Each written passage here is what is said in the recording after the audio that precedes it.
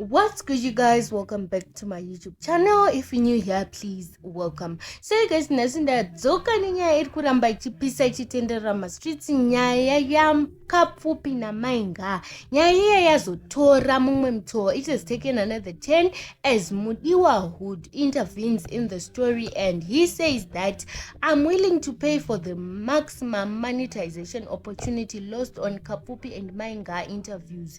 Keep them off air.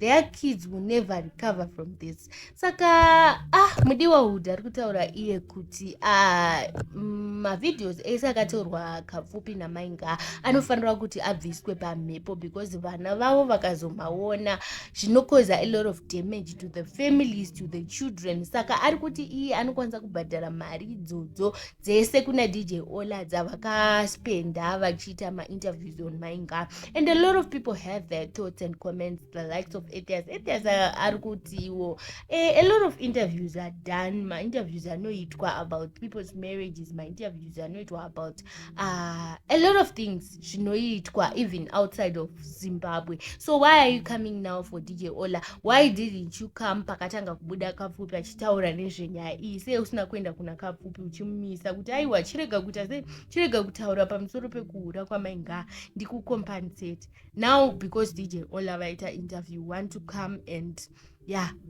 wada kuya iwo uchizotaura after zvaitika, and like nyaya iyi yatora kunetsa. And on my own point of view, I feel like Mudiwa ari kuda kutry kuda kuprove a point yake, but the way he expressed it doesn't make sense. Angadei aenda ku-inbox maybe kwaOla vataurirana vari ikoko, rather than coming here on social media wonyora kuti ungo uruda kuganza kuti inini mari ndinadzo, I can pay you what you have lost so that ubvise ma-videos. If you really want to help zviri serious, you can probably go to inbox yaOla monotaurirana, monosota out ma-issues enyu muri ikoko, of which Ola is just a journalist. Ola anota nyaya dzese, he tackles all types of stories because munhu ari pabasa. Zvakafanira nyaya yaWill Smith nemukadzi wake. A lot of people had to interview that because ndo mukana wacho, that's the chance of making money, that's journalism, keeping people alive,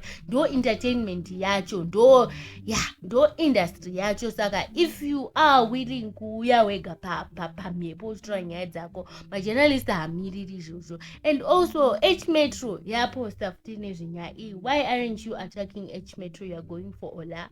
Go for H-Metro, unotaurawo ne-H-Metro kuti aiwa inini I'm willing to pay you the monies that you have lost. Musatsikise nhau ipabepa, just like you did on DJ Ola. I feel like sometimes there are a lot of big public figures who tend to attack DJ Ola a lot. Why?